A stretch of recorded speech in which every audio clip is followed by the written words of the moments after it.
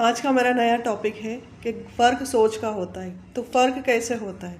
गरीब अचानक आने वाली मुश्किल पर घबरा जाते हैं और रद्द अमल देने लगते हैं, जबकि अमीर हालात आने पर से पहले ही मंसूबा बना लेते हैं। जैसे कि हम गरीब, जो मिडिल क्लास होते हैं, हम गरीब होते हैं, तो पहले हमें क्या होता है कि पहले ही हम सोच कर डर कर वो चीज़ को पहले ही दिमाग में हम लेकर आते हैं कि अगर ये ऐसा हो गया तो हम ऐसा करेंगे, वैसा हो गया तो वैसा करेंगे, हम रद्द अमल करने लगते हैं। लेकिन उसके लिए आमिर ये सोचता है कि अगर ये हो रहा है आने वाले कल में मेरे साथ, तो मैं इसके लिए क्या एक्शन ले सकता हूँ। जैसे कि असल दौलत ज़्यादा पैसा नहीं बल्कि दुरुस्त प्लानिंग होती है। तैयार और मुश्किल वक्त के लिए पहले से सोचना होता है। जैसे कि एग्ज़ाम्पल के तौर पे मैं आपको ये चीज़ बताऊंगी कि हमने कोई डिसीज़न लिया है, उसमें हमको डर लगता है कोई भी काम करने में। जैसे कि मैं अभी ऑनलाइन वर्क करती हूँ, डिजिटली काम, तो इसमें मैंने 98% लोगों को देखा है, या तो 99 भी बोल सकते हैं, वो प्लानिंग करने से पहले, डिसीज़न लेने से पहले ही डर जाते हैं कि मेरे पैसे चले जाएंगे, मेरे साथ ये हो जाएगा, मेरे साथ फ्रॉड हो जाएगा, ब्लॉक कर दिया जाएगा। क्योंकि ये लाइफ में हो रहा है, बहुत से लोग ये कर भी रहे हैं, उनको हम गलत नहीं बोल सकते हैं। क्योंकि गरीब की आमदनी कम होती है, तो और वो थोड़ी सी आमदनी में कोई डिसीज़न लेने के लिए सोचता भी है, तो उसे ये डर लगता है कि अगर मेरा ये थोड़ा सी आमदनी है वो भी चली जाए तो मैं अपने बच्चों को क्या खिलाऊंगा। लेकिन एक चीज़, बच्चों को आप खिला रहे हो, उसमें सेविंग कुछ नहीं होती। आप जो कमा रहे हो, मिनिमम 5,000 10,000, जो भी जिसकी भी जैसी भी इनकम है, तो मैं ये बताती हूँ कि ज़िंदगी भर 5 या 10,000 ही बच्चों को आमदनी में रखना है, या बच्चों को और भी अच्छी लाइफ देना है। एक अच्छी लाइफ देने का किसी का मकसद होता है, किसकी जिम्मेदारी होती है?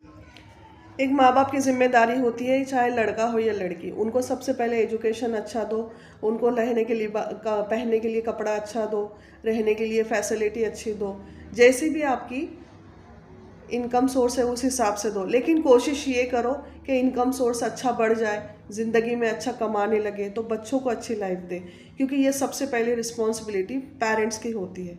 और मैं ये चाहती हूँ कि हर पेरेंट्स ये सोचे कि वो अच्छे से अच्छा इनकम जनरेट करे, डरे ना, ज़िंदगी में किसी भी फैसला लेने से नहीं डरे।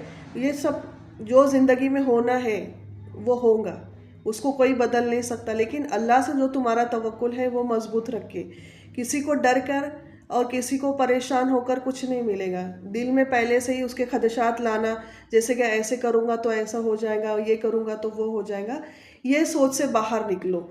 ये डर और सोच से अगर बाहर निकलना है तो ज़िंदगी में डिसीज़न लेना सीखो। डिसीज़न मेकर वही कामयाब बनता है जो एक्शन लेता है।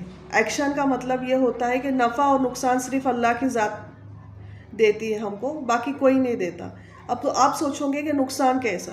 अगर हम ज़िंदगी में कोई फ़ैसला लेते हैं और वहाँ से हमारे को कुछ निगेटिव चीज़ें मिलने लगे, तो हम बोलते हैं कि हमारा नुकसान हो गया, हमने ऐसा सोचे नहीं थे, हमारे पास इसका कुछ रास्ता नहीं, अब क्या करें, कैसा करें। तो ज़िंदगी में नफ़ा और नुकसान सिर्फ अल्लाह ही के वजह से होता है। नुकसान इसलिए होता है कि आप सीख कर आगे बढ़ो।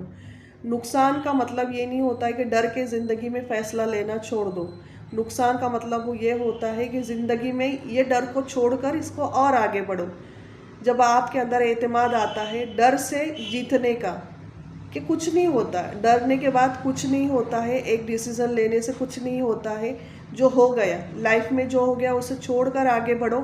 कामयाबी आपके मुंतज़िर है, मंजिल आपके तो मैं ये, कोई भी पेरेंट्स सुन रहे हैं मुझे, जो भी सुन रहे हैं, चाहे माँ हो या बाप हो, जो भी सुन रहे हैं, तो ज़िंदगी में बच्चों को एजुकेटेड कराएं, डिसीज़न लेने से पीछे ना हटे। डर, जो माँ बाप बच्चों को डर सिखाते हैं वो बच्चे हमेशा डरते रहते हैं। और जो माँ बाप हिम्मत से जीना सिखाते हैं, ज़िंदगी में परेशानियों से लड़ना सिखाते हैं, तो उसके बच्चे वही बनते हैं। बस उनकी परवरिश ये करो कि वो सही रास्ते पर चले, अपनी ज़ात से किसी को दुख ना दे, अपने ज़ात से किसी के साथ झूठ, गिबत, बुग़्ज़, ये सब चीज़ें ना करें, क्योंकि ये हमारी आखिरत में इसकी पूछ होंगी। तो जो परवरिश अच्छी देते हैं तो घबराने की किस बात की। बच्चे सही तरीके से डिसीज़न लेंगे, सही डिसीज़न बच्चे अगर ज़िंदगी में लेते हैं, सही रास्ते पर चलते हैं, तो मरने के बाद भी वो आपको उसकी नेकी मिलती है।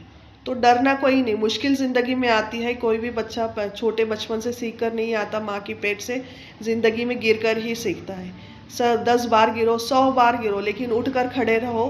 कोई आपको हरा नहीं सकता है, कोई आपका कुछ नहीं बिगाड़ सकता है। अपना तवक्कुल अल्लाह की ज़ात से इतना मजबूत रखो कि ज़िंदगी में कामयाबी देगा तो सिर्फ अल्लाह की ज़ात ही देंगी, और रुक गई ज़िंदगी में, कुछ रुकावटें आ गई तो उसे कैसे रास्ता बना के निकलना है, ये आपने अपनी तालीम से, तरबियत से सीखना है। अगर आपको ये पोस्ट अच्छी लगी है तो लाइक कीजिए, सब्सक्राइब कीजिए और फॉलो कीजिए और सब। अस्सलामु अलैकुम।